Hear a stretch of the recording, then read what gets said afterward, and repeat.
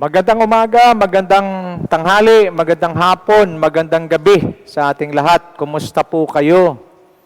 Ang Diyos ay mabuti, tapat, magpakailanman. Ang sabi po ng Biblia, dakila ang kanyang katapatan. His faithfulness endures forever. His faithfulness never fails. They are new every morning. His faithfulness covers us against the works of the enemy. His faithfulness sanctify us. Oh, hallelujah. We have a good and a powerful God that always loves us no matter who we are. His love is everlasting and His mercies never ends. Praise be the name of the Lord. Tayo po ay manalangin. Panginoong Diyos, maraming salamat po sa gabing ito na kami ay iyong sinamahan. Una ho, salamat sa pagkakataon na inyong ipinagkaloob sa amin na kami ay minsan pa, O Diyos, makapag-aral ng iyong mga salita sama-sama.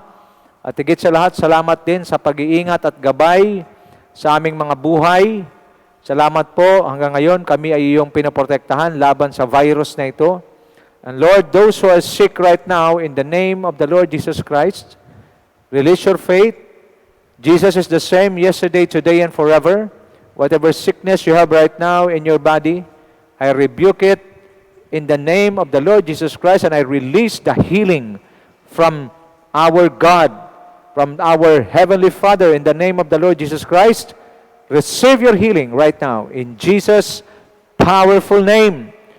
Those who are suffering from pain, those who are suffering from long-time illness, God is healing you right now. In the name that is above every name, in the name of our Lord and Savior Jesus Christ. I also pray those who are in need right now. God is a generous God, and He is a God who provides all our needs. In the name of the Lord Jesus Christ, receive your provision right now. In the name of the Lord Jesus Christ. I also pray those who are in need of peace. I pray that the peace of God will flow like rivers over your life. I pray that the Lord will give you and grant you strength, and grant you hope, a living hope, not a dead hope, but a living hope. Because whatever situation we're in right now, God is in full control, because He is the one who sits on the throne, and He can never be dethroned. He is forever in control of all our situation.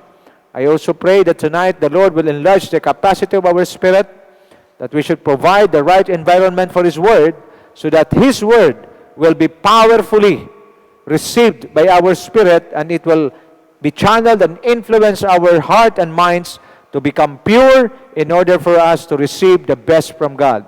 This is our prayer in the name of our Lord and Savior Jesus Christ, by the power of God, Holy Spirit, and to the glory of God our Father, and all the blessed people of God declare, Amen and Amen. Palapakan po natin ang Panginoon sa gabing ito. Glory to God. Oh, blessed be the name of the Lord. Kumusta po kayo? Sa mga kabubukas pa lamang ho ng kanilang Facebook, live din po tayo sa YouTube ngayong gabi. At tayo po ay magsalo-salo minsan pa sa mabuting balita ng Panginoon sa ating mga buhay. I hope that each one of you are safe and sound in your respective place. And I pray and decree that your place will become Goshen, that no pestilence or no sickness or no viruses can come near you, but you will be blessed by the Lord wherever you are, and God will be the one to provide for you. I just remember Elijah. When Elijah fled from the threat of Jezebel, siya po ay napunta sa isang lugar na kung saan walang pagkain. The Lord commanded a vulture, uwak pala, nagpadala ng uwak ang Panginoon. You can just imagine, ang characteristic ng uwak ay ito po'y matakaw sa karne. Pero nakapagtataka, hindi kalapati kundi uwak ang inutusan ng Diyos para magdala ng pagkain kay Elijah. So dito po makikita natin, mga kapatid, na talagang kayang gamitin ng Panginoon kahit sino. So ito po ang palatandaan natin lahat. If we are faithfully and committed to serve God, to honor God. God knows how to provide for us. God knows what to do with our situation. And He knows kung sino ang Kanya gagamitin para tayo pagpalain. So sa gabing ito, just receive it in your spirit right now. Maybe some of you are listening to me. You are in a deep struggle. You do not know what to do. Yes, tayo mga tao, kapos ang ating karunungan, kapos ang ating kakayahan. Pero ang Diyos, kailanman, hindi kinakapos, palaging sagana sa lahat ho ng mga bagay. Amen? Purihin ang Panginoon. So let us now proceed to our study. Biblical principles that empower and establish our faith to secure our victory. Life on earth is full of battles. Hindi nauubos at hindi titigil ang labanan hanggat tayo ay nabubuhay sa sanlibutan. Therefore, kung ganito ang kaso, ganito ang pangyayari, so we need to understand that we need to secure and establish, to be empowered by the biblical principles of God so that we will be able to secure our victories. Because this fight or this battle that we are in right now is just the beginning. It had been prophesied in the Word of God, John 16:33, Matthew 24, that there will be greater troubles or challenges ahead of us. That is why this 19 months lockdown for God's people is the best time for us to prepare ourselves to receive the best revelation, to receive revelations, fresh revelations from God, in order for us to be established, to be empowered, so that the moment we face challenges in our lives, then we will become successful and victorious. Ang ating po pinag-aralan ay makikita po natin, in-extract natin sa buhay ng prodigal son. So makikita natin ang istorya ng prodigal son. Siya ay nasa mabuting kalalagayan, pero mas pinili niya na umalis sa piling ng kanyang tatay. At history, alam na natin ang kwento, talagang napahamak siya. So, napag-aralan natin noong nakaraan the different principles that we can learn in the life of the prodigal son. Isinulat, pag-aaralan, o pangwag ng matularan. Una, keep yourself safe in the presence of your father. Napakahalaga ho na dapat mayroon tayong kinikilalang father in faith, mayroon tayong tao na pinapakinggan, mayroong isang boses, kasi dapat mayroon tayong kinikilala na nangunguna sa buhay natin, na nagsisilbing ating gabay sa buhay natin. Of course, nandiyan ang Panginoon, but again, sabi ng Bible, God will shepherd you through a human shepherd. That is why it is very important na tayo po ay nananatiling konektado at nasa presensya palagi ng ating spiritual father or the person na binigay sa atin ng Diyos bilang ating spiritual carrier, ating carrier ng ating grace. Mahalaga ho na palagi tayo nasa kanyang presensya upang makatanggap ng masagana at sariwang mga biyaya at mga pagpapalat, mga salita ng Diyos na magsisilbing gabay naman sa ating buhay. Pangalawa, listen only to the voice of your father. In this world, we will going to hear different voices. Believe me mga kapatid, may boses ang media, may boses ang internet, may boses yung ating sarili, may boses ang demonyo, may boses ang mundo, pero mayroon din boses ang Diyos. So it is very important to listen to the voice of your father. Because your spiritual father or your pastor will be used by God for Him to speak to you. God will not directly speak to you. Dapat alam natin ito pare-pareho. Because God will speak to us through His servant. When Jehoshaphat, encountered a vast army, napakaraming kaaway, napakaraming kalaban nila Jehoshaphat. Hindi naman ang Diyos nang usap direkta kay Jehoshaphat. Dinaan niya sa isang propeta, if I'm not mistaken, Jezebel. Habang sila nagpipray, hindi ang Diyos nang usap Jehoshaphat. Wala eh. Isa sa kasama ni Jehoshaphat na nananalangin ng taimtim sa Diyos ang kinausap ng Diyos.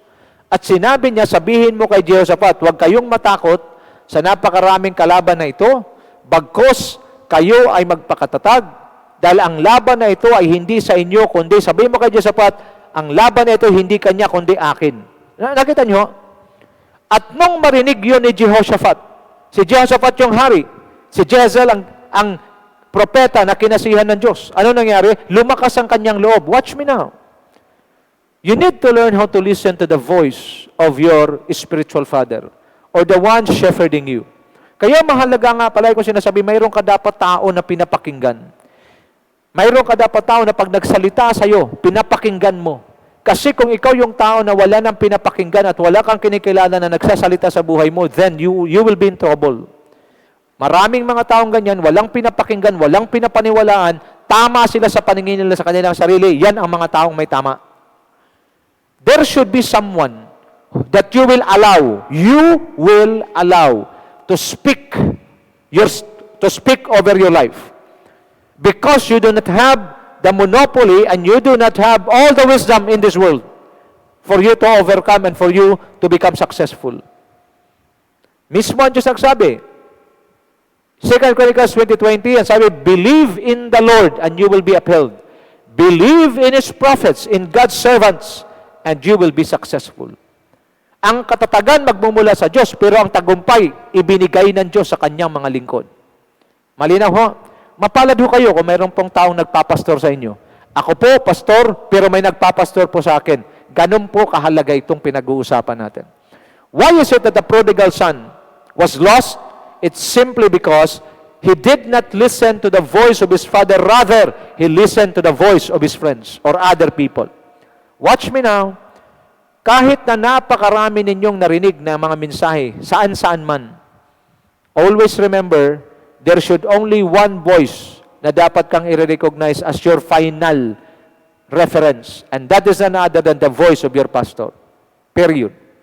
Kung mayroon man kayong maririnig na mga nagtuturo sa inyo, dapat ito'y nagre-reinforce lamang sa boses at tinuturo ng inyong pastor upang lalo kang lumakas at tumibay. But if it is not a help, but rather it contradicts to the message of your pastor, you better stop listening to that person or whoever he is or she is. Malinaw, mga kapatid? Acknowledging someone to speak over your life is simply acknowledging God's protection. Because the person that God had gave as your spiritual covering will serve as your protection. Kaya nga, maraming mga mananampalataya palaging naiisahan ng kaaway. Palagi silang nalalampaso ng dyablo. Alam nyo bakit? Because they do not recognize the person that God had given to them as their spiritual covering. And this caused misery, defeat, frustration, pressure in the life of a believer. Where in the world, mga kapatid, saan nyo makikita?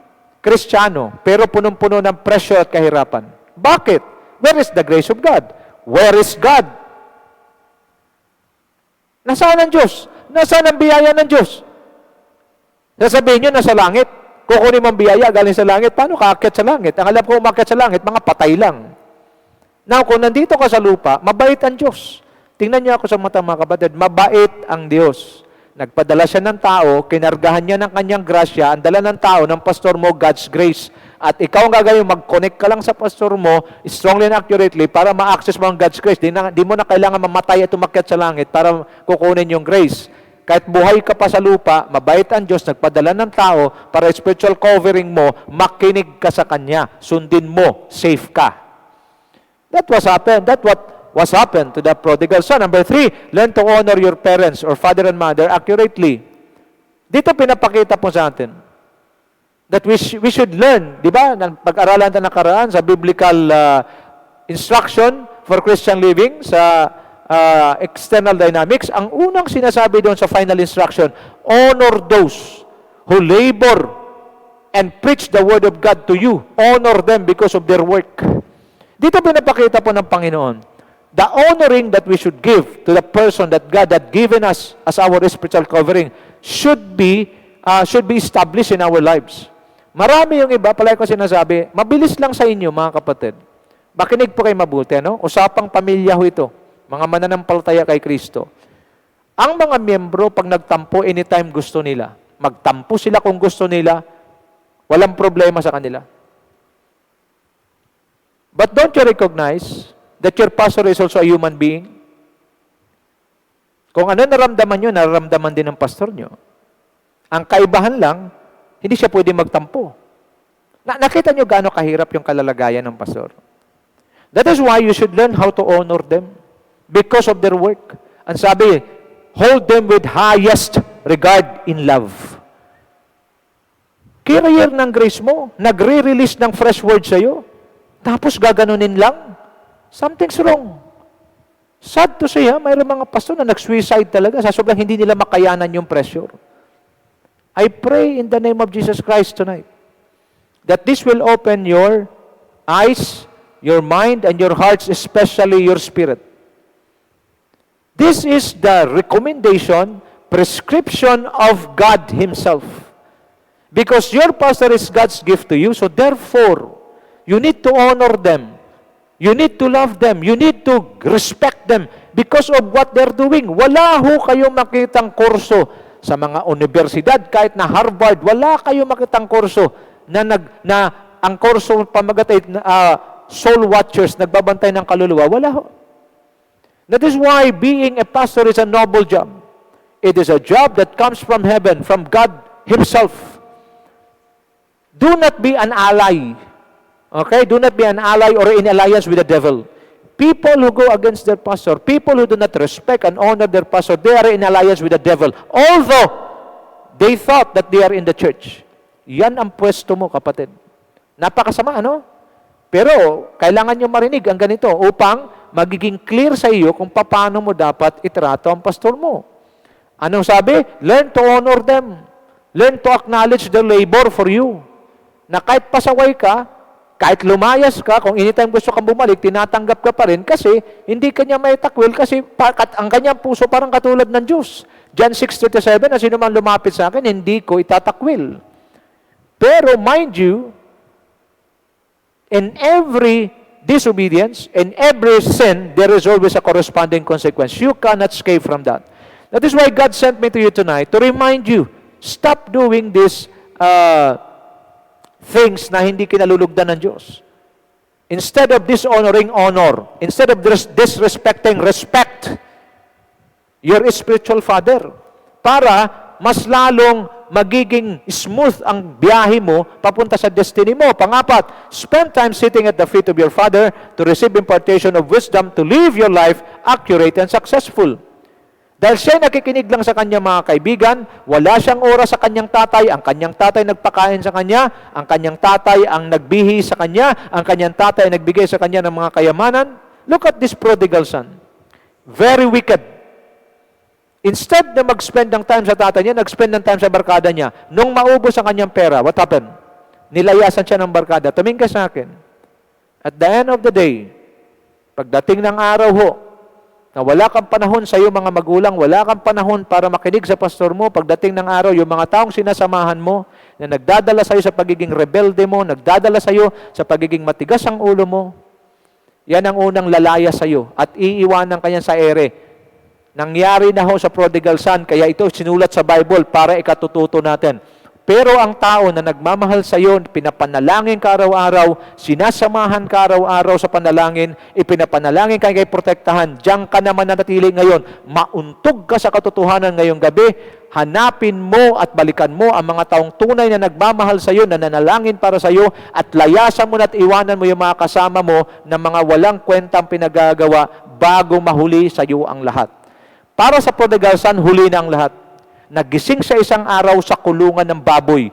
To the extent sa sobrang gutom niya, na napakayaman niya, pero sa sobrang gutom din, naubos ang pera niya gamit at kasama yung mga walang kabuluhang kaibigan.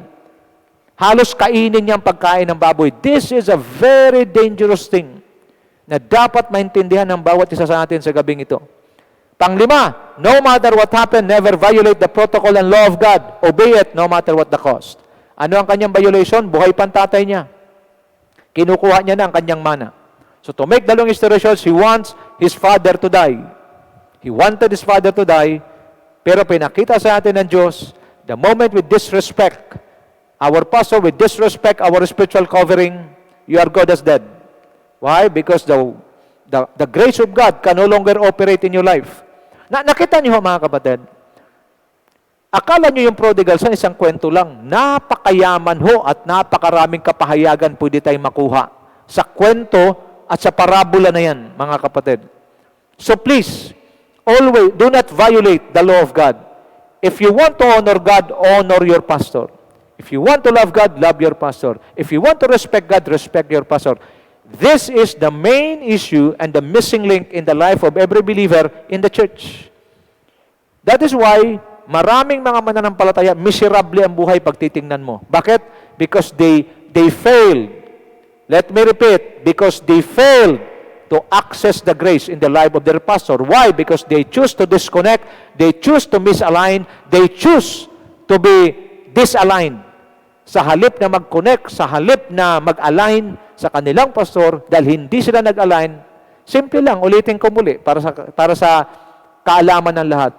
Pag kayo po'y walang kuryente sa bahay nyo at gusto nyo magkaroon, hindi po ang Meralco, sa Manila kasi Meralco ang nagsusupply ng kuryente. Hindi po ang taga Meralco ang pupunta sa bahay mo at pag mag-fill out ka ng form para ikaw ay kabitan. Ikaw ang pupunta sa Meralco. Pagdating sa Meralco, marami pang requirements na i-comply ka bago sila mag-install ng kuryente sa bahay mo. Nagkaintindihan tayo? Same thing in the church. Same thing in your spiritual walk. Do not expect the pastor to come to you. Kung yung mga dating kwento, puro mali. Okay, before na, pastor naman, punta ng punta, hindi tumatagal ang buhay eh. Dapat malinaw sa atin. Ikaw ang may kailangan, ikaw ang pupunta. Ikaw ang may kailangan, ikaw ang mag-connect. Ikaw ang magko-comply ng requirements. Para ano? Para yung pastor, pag nag-comply ka ng requirements, wala naman siyang ibang choice. Ang sabi ng Diyos, pag strong and accurate ang connection, kaisa sa Espiritu, releasean mo ng blessing, releasean mo ng grace. Period. Ganun lang. Pero napaka-imposible, kayo na mismo, kung yung anak mo, pasaway, yung anak mo, inutusan mo, di man lang sumunod, pagkatapos biglang lalapit, hihingi ng pabor sa'yo, bilang tao, talagang hindi mo agad-agad ibibigay, bibigyan mo ng leksyon. Same thing in the Spirit. If you are a headache to your pastor, you are so stubborn with your connection to your pastor, hindi siya agad-agad mag-release. Lalo na pag ang pastor na yan, matalino. Lalo na pag alam niya yung protocol sa pagpapastor. He will never release blessing. Why?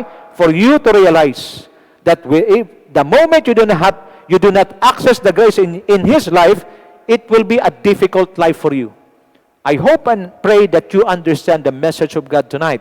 This is what happened to the prodigal son. Number 6, always strive to grow in your spiritual stature and secure your spiritual maturity and inheritance.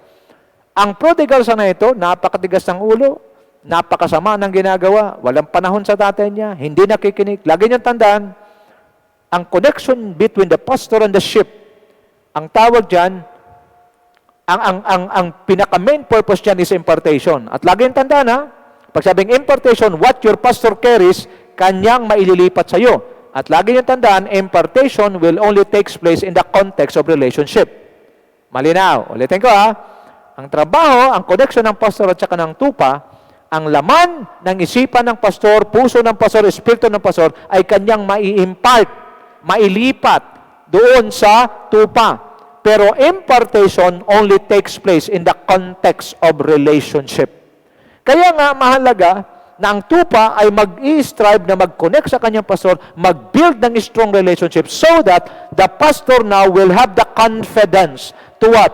To impart what he carries because he knew or he knows that the sheep na nagko-connect sa kanya ay strong and accurate ang connection and willing to be part of him to carry the burden to help him and he will not carry it alone. Nagkakaunawan tayo. Magkakaroon lang ng impartation ng vision, magkakaroon lang ng impartation ng mandate at ng espiritu na meron ng pastor para mailipat sa tupa kung mayroong strong and accurate relationship. Malinaw na. But if your relationship is not strong, your relationship is loose, what will happen? There will be no impartation. And if there is no impartation of grace, no grace to govern, no power to prevail, what will happen? Loser. You will experience a defeated life. Although you belong to the church, but you do not have the grace, then you are good as a defeated Christian. At yan ang nangyayari sa marami. So, secure your maturity. Pag sinasabing matured people, hindi na ito mga agad-agad na offend. Pag sinasabing matured people, hindi malisyoso yung utak. Pag sinasabing matured people, pagka mayroon silang issue, they lift it up to God. Pag mayroon silang issue, hindi sila nagme-major sa mga minor. Ang mini-major nila yung mga major things that glorify God. Ito ang mature. Kahit malakas, kahit matalas, kahit mabigat ang mensahe, tanggap nila. Bakit? Because ang mga mature, they take the Word of God in their spirit.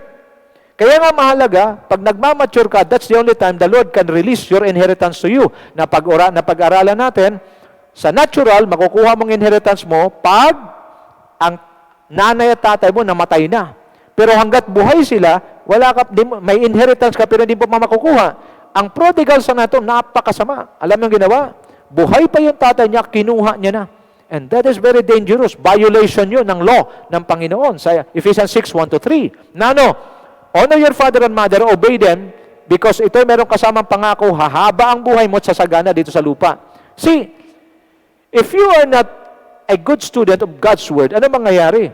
Gagawin mo to sa pastor mo, you will not connect, you will not receive impartation from Him, believing that you can live all alone. Lagi niyang tandaan, ang nagsosulo at walang natatanggap at walang shepherd na kinikilala sa kanyang buhay, siya ay masarap na pagkain para kay Satanas. Because the devil can attack him or her anytime. Why? Because there is no protection at all. Makinig po kayong mabuti sa mensahe ngayong gabi. So anong kailangan mo? Mag-mature ka na. Pag matalas ang mensahe, tanggapin mo. Nagets? Pag matalas ang mensahe, pag mabigat ang mensahe, tanggapin mo. Bakit? Kasi ang Diyos, hindi siya Diyos na waldas. Hindi siya Diyos na nagsasayang ng oras. Pag pinaupo ka niya dyan at nakikinig ka ngayon, ang mensaheng ito para sa iyo. You check yourself, what are the things that I need to let go and what are the things that I need to push through. Mahalaga ito. Kung mayroon ka mang i-evaluate, huwag ka nang evaluate sa iba. Evaluate mo ang sarili mo. May oras ka pa mag-evaluate sa iba, sarili mo, di mo ma-evaluate. That's foolishness.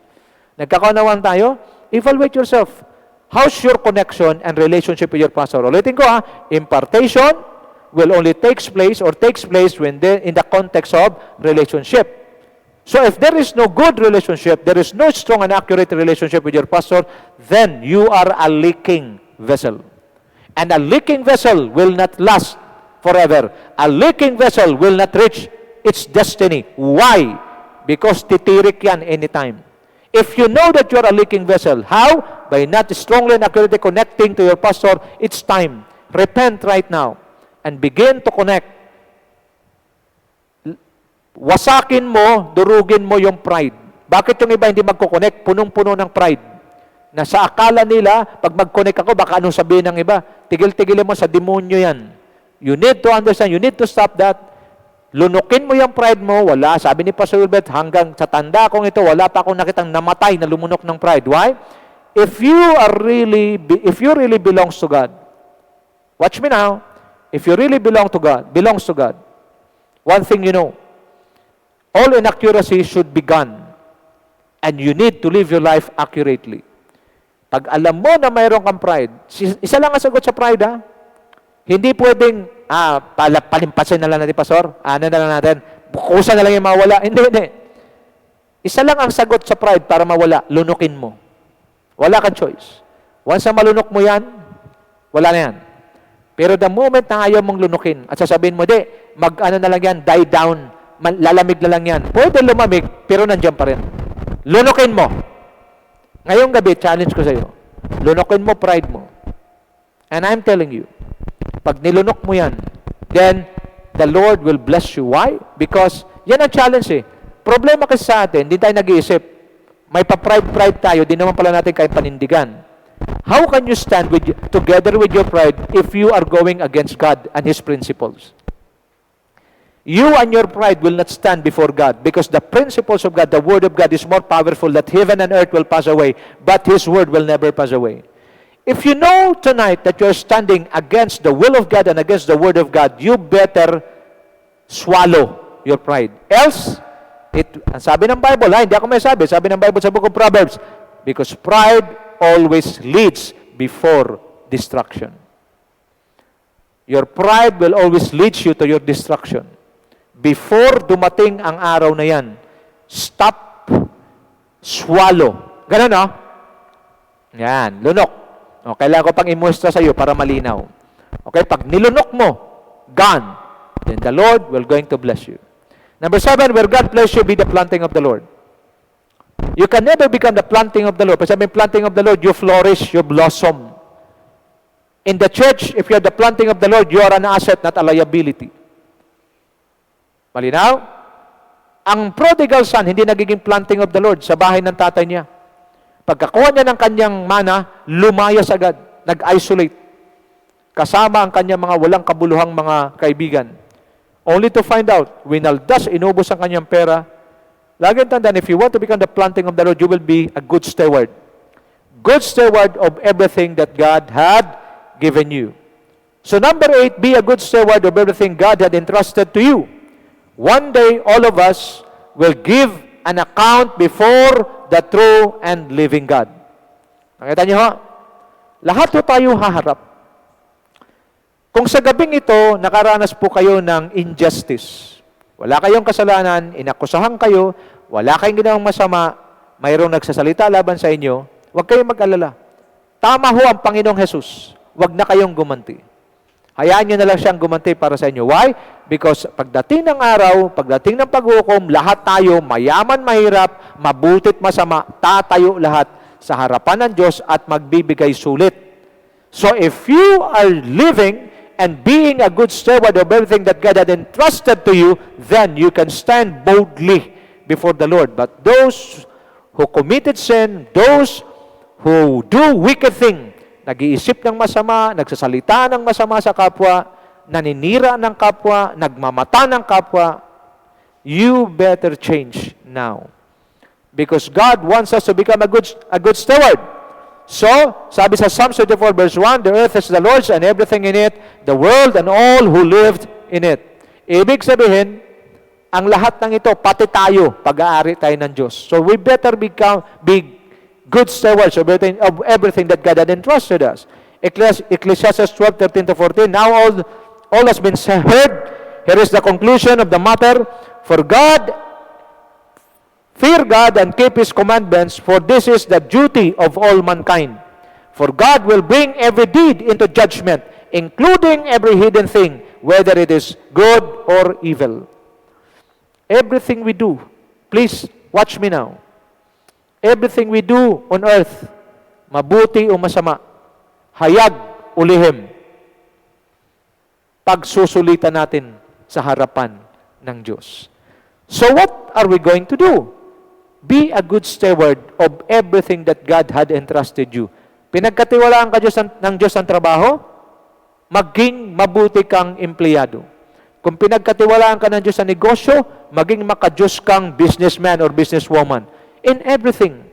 Naging Kristiyano ka, hindi ikaw ang pastor sa church, ikaw ay miyembro, maging mabuti kang follower at submissive sa naglilid sa iyo. Kung ikaw naman ay pastor, siguraduhin mo may nagpapastor sa iyo, may naglilid sa iyo para hindi mo maabuso ang authority mo. Nakita nyo, we need to become good stewards. Because if we will not become good stewards, then we will be answerable in the day of judgment. Now, napag-aralan natin nakaraan, be a good steward of your salvation. Kaya naatin na po itong napag-aralan, So sabi sa Philippians 2:12, therefore, my dear friends, as you have always obeyed, not only in my presence, but now much more in my absence, continue to work out your salvation with fear and trembling. So I've explained that already. Because God's salvation ay meron po itong kasamang God's divine power for us to participate in His divine nature. Malinaw?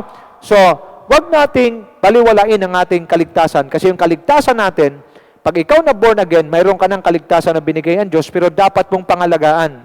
Dapat mong gagawing kayamanan. Kasi ang kaligtasan po ay mula sa langit at ang pinambayad po ay priceless. Walang iba kundi ang Panginoong Hesu Kristo. Now, another thing na guys ko pang i-share sa inyo ngayong gabi ay be a good steward of your relationship. Lahat tayo, pag ikaw ay tao, nandito ka sa lupa, mayroon kang relationship. Una, we will discuss yung physical relationship. Una, relationship, be a good steward of your relationship with your household or family. Pangalawa, physical, be a good steward of your relationship with the authorities or the people above you. Sino to? Your master or your boss. Sino pa? The government. Number 3. Okay? Another thing, be a good steward of your relationship with the spiritual. Una, the builder, God, with God. Una, yung divine relationship mo with God. Pangalawa, be a good steward of your relationship with the co-builder. Who's the co-builder? Your pastor. Then number 3, be a good steward of your relationship with your co-worker or your brethren in the Lord. So ngayong gabi, pag-usapan natin. Kasi bibihirap ito mapag-usapan. Kasi more ang mga naririnig natin na mga mensahe ay palaging pampalakas sa ating sarili lamang. Pero hindi masya seldom na napag-uusapan yung building a good relationship or being a good steward of our relationship with our family. Okay? Let's move on. Be a good steward of your relationship with your household. Okay? Ephesians 5:21-33. Instructions for Christian households. Ang sabi rito, 21, submit to one another out of reverence for Christ. Wives, submit yourselves to your own husband as you do to the Lord. Now, watch me now. In verse 21, ito yung instruction ng Diyos through Apostle Paul sa bawat pamilya na madalas hindi natin nagagawa. Una, verse 21, submit to one another out of reverence for Christ. Watch me now. Pag sinasabing submit to one another, we need to respect each other sa loob ng tahanan. Kung ako yung father at yung aking anak si John, although anak ko siya, pero ang command na ito, submit to one another out of reverence in Christ. Ano ibig sabihin? Although tatay ako, rerespetuhin ko yung anak ko dahil siya rin ay kapatid ko kay Kristo, siya ay nilikha ng Diyos, at siya bilang anak ko, hindi ko pwede sabihin, dahil ako yung tatay, siga ako rito, kundi rerespetuhin ko rin ang kanyang karapatan. It is not about sino ang may authority. It is not about kung sino ang may edad at may karanasan. Kahit na yung anak mo walang ganong karanasan, respetuhin mo siya bilang tao, bilang anak mo, kasi mayroon niyang damdamin, mayroon niyang karapatan. Nagkakaunawaan tayo. Most of the time, maraming mga kabataan kaya nagiging rebelde sa loob ng bahay. Bakit? Kasi wala silang boses. Pag nag-uusap-usap, magkasalita lang yung bata, huwag ka sumingit, usapan ito na matatanda. Alam niya yung ganyang ugali. Yan ang nagbibigay, nag-raise up ng mga rebelding anak. Alam niyo ba mga magulang, dapat nga binibigyan mo ng pagkakataon yung anak mo na magsalita. Kung siya ay gustong magsalita, lamang sa'yo yan. Kasi pag pinagsasalita mo yan, naibo-voice out niya yung kanyang gustong sabihin at ikaw nagkakaroon ka ng pagkakataon para siya mapakinggan at matulungan sa kanyang pangailangan. Akala natin kasi, kung tayo ay nagbigay na ng pera na paaral natin sila, sapat na. Kulang yun. Kung mayroon man higit sa pag-aaral, yung pag-aaral given yan, dapat talaga igapang natin yan. Ano pa? Yung pagpo-provide sa kanila, karapatan din natin yan. Yan ang ating responsibilidad. Pero pagdating sa kanilang personality development, pagdating sa kanilang Christian development, it is our job and we need to listen to them. Tigilan na natin yung usapan tumatatanda. Huwag ka magkasalo dito. Doon ka. Gusto nga ng mga bata makarinig sa usapan natin. Kung usapang matatanda, mag-uusap tayo patungkol sa Diyos at nang marinig nila at nang sila naman ay makasabat. Nagkakaunawaan po tayo. Pag hindi natin to gagawin, nag-raise up tayo ng mga anak na mga masyadong reserve. Pag reserve ang anak mo at wala kang oras para makinig at rumispeto sa kanyang karapatan, diyan na ngayon maghahanap yan ng ibang kaibigan.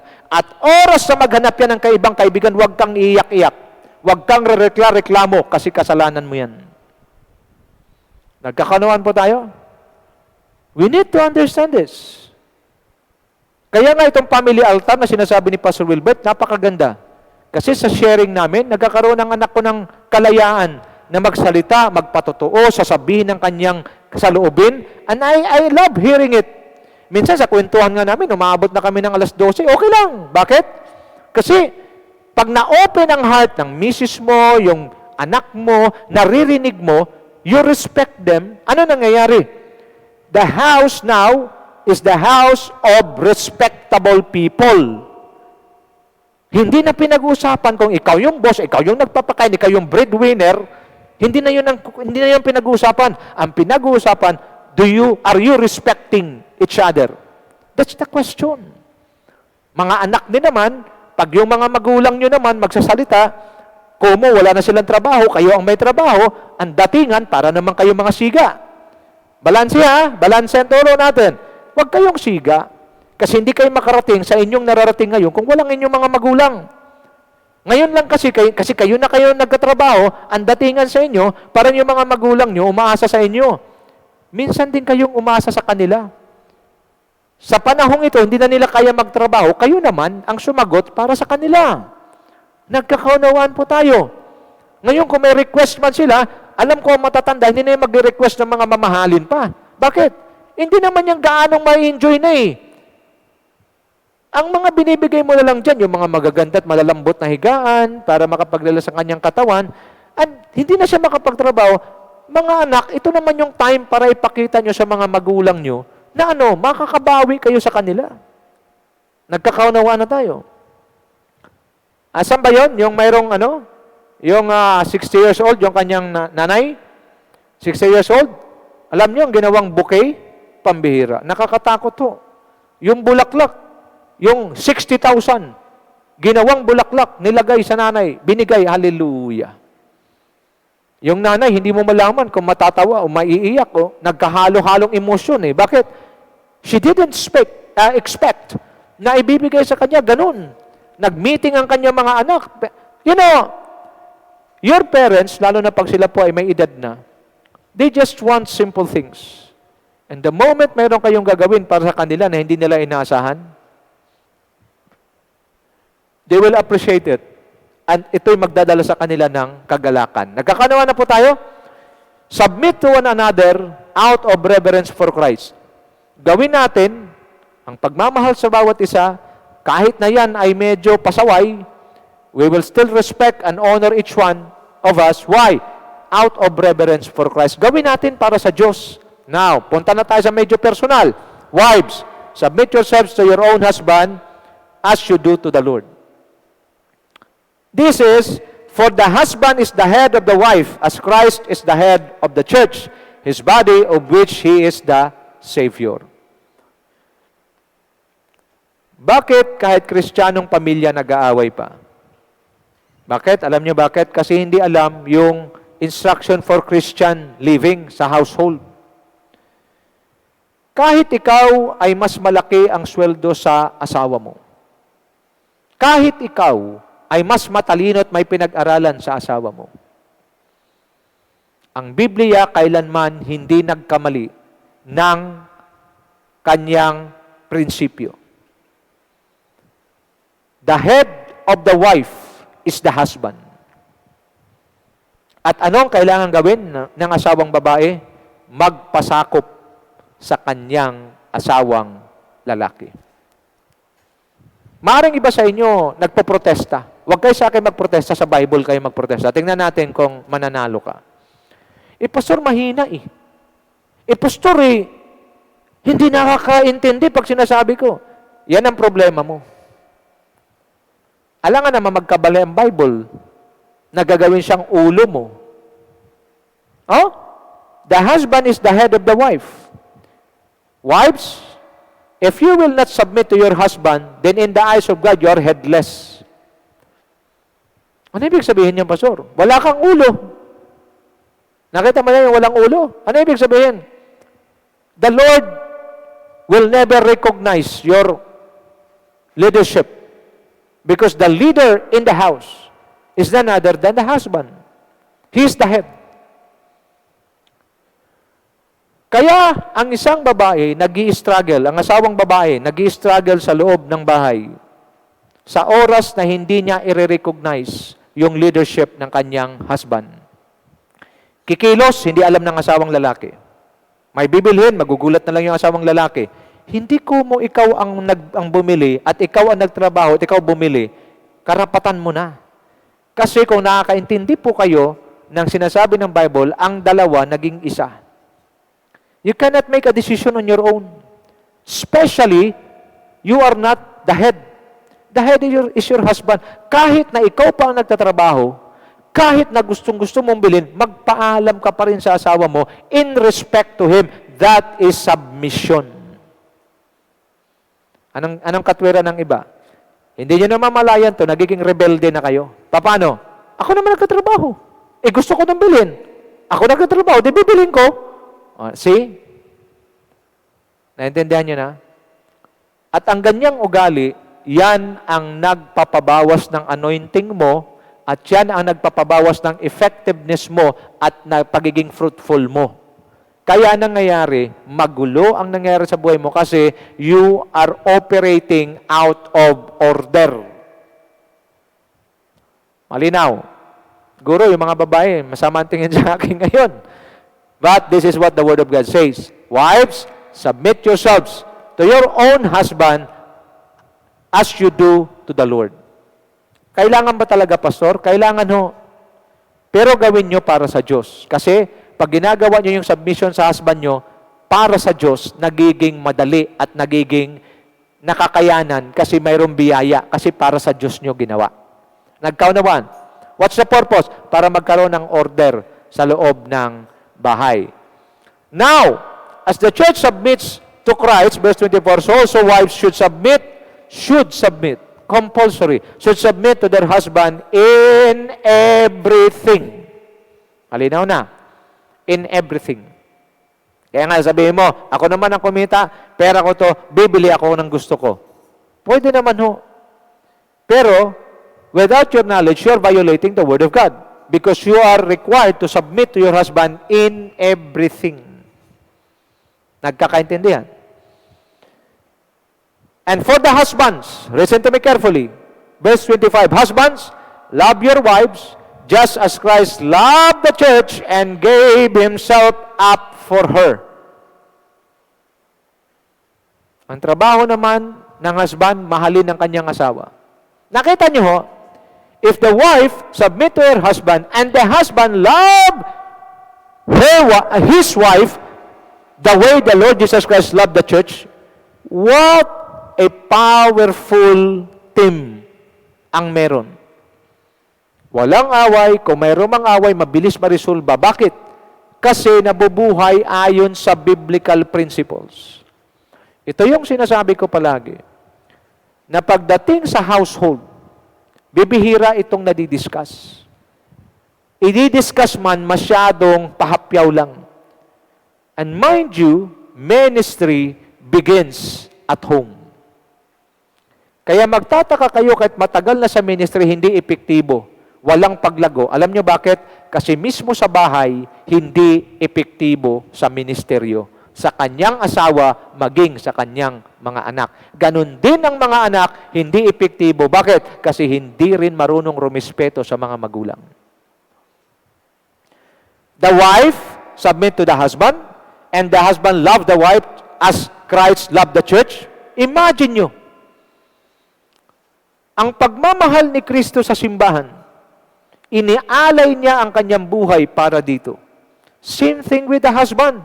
Ang sabi sa verse 26, to make her holy, cleansing her by the washing with water through the word, and to present her to himself as a radiant church without stain or wrinkle or any other blemish, but holy and blameless. Makikiusap po ako sa mga kalalakihan, sa mga asawang lalaki. Kayong mga single, makinig kayong mabuti. Okay? Makinig kayong mabuti. Sa mga asawang lalaki, be a good and accurate testimony to your wife. Para wag matisod yung mga kababaihan. Be a good testimony sa wife mo. Kung ang wife mo nag-work, dapat may trabaho ka rin. Because one of the major responsibility of a husband is to provide for his family. At pag nakita ng asawa mo na ikaw ay mabuting testimony at ang lahat ng pinangaral sa iyo ng pastor mo, nilakaran mo at pinamuhay mo, sinong babae ang magre-rebelde at hindi susunod kung ang asawa na kanyang sinusundan ay mabuti, makadiyos, masipag, mapagmahal, ay talagang wala na lang sa hulog ang babaeng hindi pa magpasakop. The fact, mga kalalakihan, na hindi nagpasakop ang iyong asawa sa iyo kasi mayroon siyang nakikitang violation sa ginagawa mo sa salita ng Diyos. Isa hong epektibo at makapangyarihang susi para ang asawang babae ay lubos-lubos na magpapasakop sa kanyang asawang lalaki kung ang asawang lalaki ay mayroong magandang testimony na nilalakaran at pinapakita sa kanyang asawa. Let me remind you once again, ministry begins at home. Malinaw. So, anong trabaho ng lalaki? As the head, you should be the model. Ang lalaki, pag nagmo-model siya ng relasyon sa Diyos, nagmo-model siya ng pagtatrabaho, nagmo-model siya ng kasipagan, nagmo-model siya ng respeto, matik ho yan.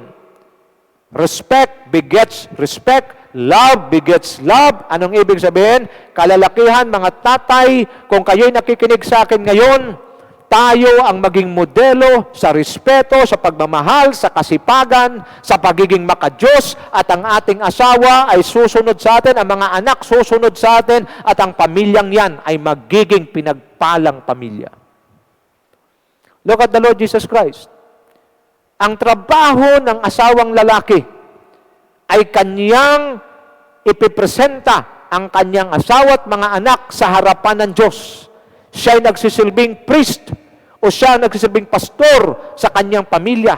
At ito'y kanyang dadalhin sa Diyos, ipipresenta without stain, without blemish, without wrinkles, holy and righteous. Nagkakaunawan tayo. Bakit ang mga babae gustong mag-take over? Kasi hindi naging magandang halimbawa ang mga lalaki. Kaya magtataka kayo, sasabihin mga lalaki, bakit parang under desire, parang ano ka, parang ina-under ka lang ng misis mo? Because you do not rise up. One of the work, makinig kayo mabuti mga kapatid, please. Sa mga kalalakihan, hindi po ko mo nagbigay kayo ng sweldo nyo, tapos na yan. Hindi ho.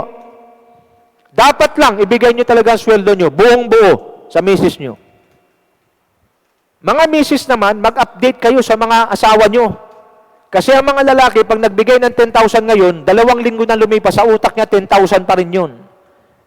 Naintindihan nyo? So, kailangan mag-update kayo. Yung binigay mong 10,000, 2,000 na lang ang natira. Ito yung mga binili ko. Para alam niya.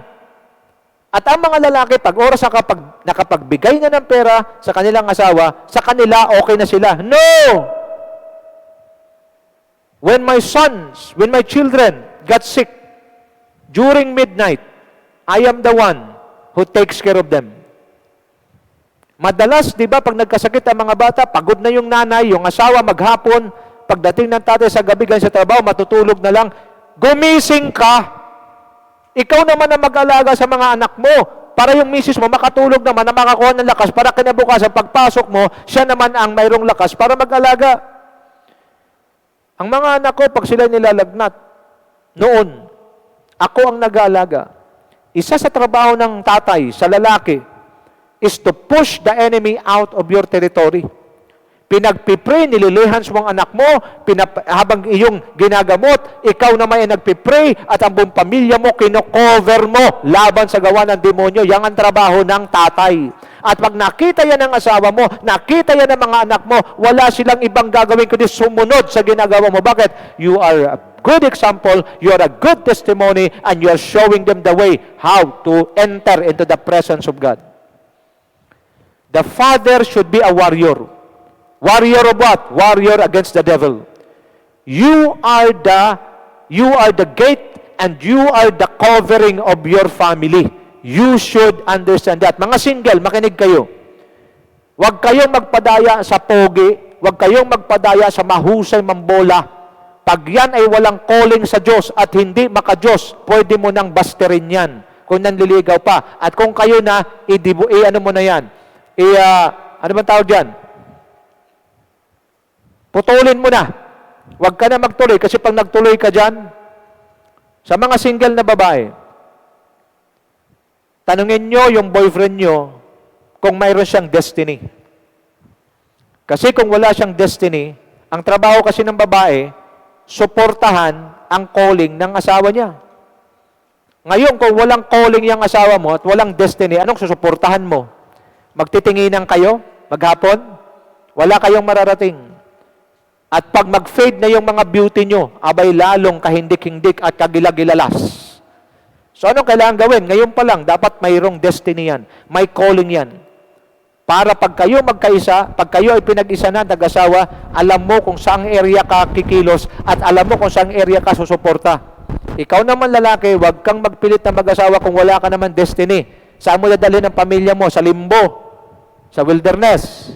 See, these critical issues in the family are seldom discussed. Ano pa? In the same way, husband ought to love their wives as their own bodies. He who loves his wife loves himself.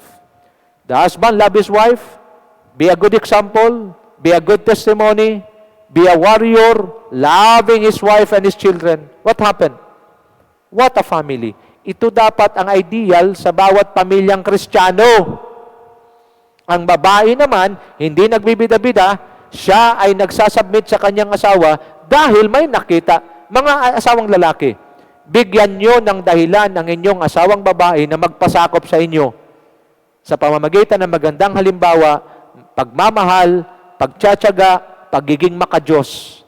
Sapat na ho yun na dahilan para sila magpasakop. Mga kababaihan naman, kahit na ho kayo, sabihin na natin, mas may pinag-aralan, mas matalino, pero wag niyong pairalin yan because it is a violation in the Word of God. I hope and pray na clear ito ngayong gabi. Fathers, your job is to take care of your children, especially if they are sick. Because you will be the one to pray for them. You will be the one to fight against the enemy. Push the enemy out of your territory. That's your work. Kahit sa pagtuturo sa eskwela, hindi yung, ay kayo na yan, si mama nyo na yan. Kaya marami ho, ang naipoprovide lang ng asawang babae, tender loving care. Pero ang naipoprovide ng asawang lalaki, stability. Pagiging stable. Trabaho ng lalaki yan. Kung hindi may turo, kaya ang nanay, mapapansin nyo, nagpo-provide lang yan ng comfort, affection. Yan lang ang kaya ng babaeng i-provide. Pero syempre, kailangan niya, mahalaga yan. Pero pagdating sa sharpness, pagdating sa stability, pagdating sa pagiging strong, trabaho ng tatay yan. Kaya nga, wag lang kayo mag-entrega ng pera, and then after that, wala na. Dapat lang mag-entrega ka ng pera, pero dapat din gumawa ka. Saan? Sa area na ito, sa mga anak mo, sa asawa mo, na ikaw ang fighter, ikaw ang kanilang warrior sa loob ng bahay. You will fight for them. Pag mali ang kanilang ugali, i-rebuke mo. Ikaw ang pastor sa pamilya mo. At pag yan ay ginawa mo, pag mayroong maling ginagawa, i-rebuke mo, i-correct mo, i-train mo, turuan mo. Yan ang trabaho ng tatay. Hindi na paaral ko ng mga anak ko, mga tapos nga, wala naman sa hulog ang ugali. Why? Because hindi mo inaayos. Malinaw? Be a good steward in your relationship with your household, family. After all, no one ever hated their own body, but they fed and cared for their body, just as Christ does the church. For we are members of His body. For this reason, a man will leave his father and mother and be united with his wife, and the two will become one flesh. See? This is a profound mystery, but I am talking about Christ and the church. However, each one of you also must love his wife, and he loves himself, and the wife must respect her husband. Mga kapatid, pag nagawa natin ito, nagiging magandang halimbawa tayo sa ating mga asawa, sapat na dahilan para sila magpasakop, asawa, magpasakop, kahit na ikaw man ay may nakakaangat sa abilidad, maging sa kalalagayan sa iyong asawa. Pag tayong lahat ay nagiging biblical, nagiging maayos at madali ang lahat. Sa mga anak naman, Children's accurate way of being good stewards of their relationship with their parents. Ephesians 6:1-3. Children, obey your parents in the Lord, for this is right. Honor your father and mother, which is the first commandment with a promise, so that it may go well with you and that you may enjoy long life on the earth. The benefits of honoring your parents, prosperity and long life on earth. Mga kapatid, tandaan niyo ito. Mga kabataan, mga anak, ang Diyos ay hindi nagbabago ng kanyang kautusan. Honor and obey your parents. At tiyak matatanggap ninyo ang alin? Ang pangako, long life and prosperous life on earth. Now let me just give you a warning. Kasi sabi ng Bible, God is the same yesterday, today, and forever. In the book of Malachi, God said, I, the Lord, do not change. Warning to those who disobey and dishonor their parents. To the children who disobey and dishonor their parents. Leviticus 29. Anong sabi po sa NASB, New American Standard Bible? If there is one who curses his father or his mother, he shall certainly be put to death. He has cursed his father or his mother and has brought his own death upon himself. Watch me now. Ang sabi ng Diyos, sa sino man na sumumpa, lumaban sa kanilang magulang, sa kanyang nanay at tatay, dapat siyang mamatay. Sa kanyang pagsumpa o paglaban sa kanyang magulang, sa kanyang nanay at tatay, siya na mismo ang nagdadala sa kanyang sarili ng kanyang kamatayan. Nakita niyo ho ito? Tingnan niyo mga kabataan ngayon. Utusan mo. Kung makasigaw, kung makalait. Hindi lamang mga kabataan, mga young people, pati yung mga kabataan or mga anak na nakapagtrabaho na sa tulong ng kanilang mga magulang. Pag yung magulang humingi ng kakaunti, nagreklamo agad. Pag humingi ang magulang ng kaunti, nakasimangot agad. Ano sabi rito? He has cursed his father and his mother and has brought his own death upon himself. Bible ang may sabi. Pag ikaw ay hindi na rumirespeto sa magulang mo, pag ikaw ay matigas ang ulo sa magulang mo, iniimbitahan mo ang kamatayan na lumapit sa iyo. Leviticus 29, NLT, New Living Translation.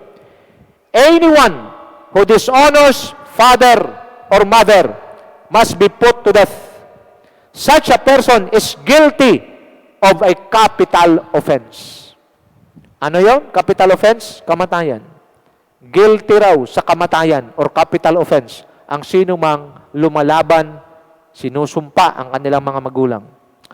This is what the prodigal son did to his father. Kung wala lang habag ang Diyos sa taong ito, pinakita na ng Diyos yung prodigal son. Okay? Pinakita na ng Diyos yung prodigal son. Okay? Na kung saan talagang nagwala. Okay? Nagwala. Yun ang kahinatnan ng isang anak na hindi marunong rumispeto sa kanyang mga magulang. Mag-overtime lang ako ng konti, no? Warning to those who do not take care of their household and relatives. Idamay na natin, pati mga kamag-anak, yung ating mga mahal sa buhay. 1 Timothy 5:8, New Living Translation. But those who won't care for their relatives, especially those in their own household, have denied the true faith. Such people are worse than unbelievers. Pag hindi raw natin kinakalinga ang ating mga mahal sa buhay, yung ating immediate family, maging ating mga, ang sabi rito, relatives. Ang sabi rito, kahit mananampalataya, kung hindi ka kumakalinga, ni hindi ka man lang tumutulong, you are denying your true faith. And such people are worse than unbelievers. This is a very strong message that God had given to each one of us tonight. Because most of the time, we take care of other people, but we forget to take care of our own family and relatives. In the Living Bible it says, but anyone who won't care for his own relatives when they need help, especially those living in his own family, immediate family, has no right to say that he is a Christian. Mabigat ito. Huwag raw nating sabing Kristiyano tayo kung hindi tayo marunong tumulong at pinapabayaan lamang natin ang ating mga relatives or mga immediate family na nangangailangan. Such a person is worse than the heathen. Pag sabing heathen, unbeliever, walang pagkilala sa Diyos. I hope na pinukaw tayo ng Diyos ngayong gabi pagdating sa ating pamilya. Our first ministry should be our household and relatives.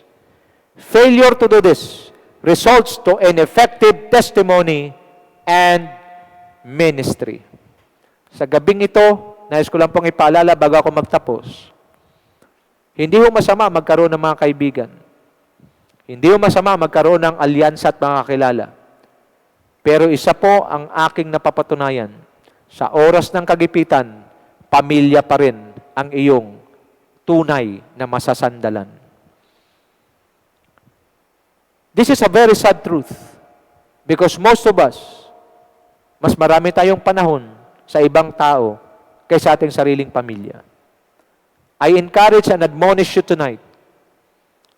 Give time. This lockdown is a clear message that God had given to us that we need to give time and prioritize our relationship, build a strong relationship with our family members, with our relatives. Why?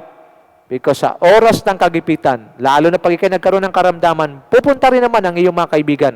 Magdadala ng isang bungkos sa bulaklak na may nakalagay, get well soon. Pero pagdating sa pagbibihis sa iyo, sa pagpapaligo sa iyo, sa pag-aalalay sa iyo, pamilya mo pa rin ang iyong maaasahan. Tanong, kumusta ang relasyon mo sa pamilya mo? Are you a good steward when it comes to your relationship with your household or family? Kayo po ang sumagot. At kung kayo po ay nalaman ninyo na hindi, it's now time to work it out so that magkakaroon tayo ng pinagpalang pamilya because our first ministry should be our household and relatives or family. Failure to do this results to ineffective testimony and ministry. Ipagpatuloy po natin sa susunod. Pag-usapan naman natin yung ating relasyon sa ating mga master or sa ating boss sa trabaho o sa sino mang nasa pamumuno, nasa ilalim tayo ng kanilang pamumuno. Panginoon, maraming salamat po sa gabing ito sa paglilinaw kung ano ang dapat naming relasyon o pagiging mabuting katiwala pagdating sa relasyon namin sa pamilya. Patawarin niyo po kami kung hindi namin nabibigyan ng mas malalim na pag-aaral o pansin ang aming mga family members. Pero ngayong gabi, salamat po sa inyong pagtuturo. Pinupuri ka namin, pinapasalamatan, niluluwalhati ka namin sa gabing ito. I pray that the Lord will bless you and your family. I pray that your family will become a godly family operating under an open heaven. And I pray that your table will never run out of food. There will always be food on your table. I pray that whatever your hands do, the Lord will prosper. And most especially, I pray that tonight, the love for each of your family members, respecting and honoring each other, will begin, and for the rest of your life. This is my prayer in the powerful name of Jesus Christ our Lord, and the blessed people of God declare, Amen and Amen. Shalom!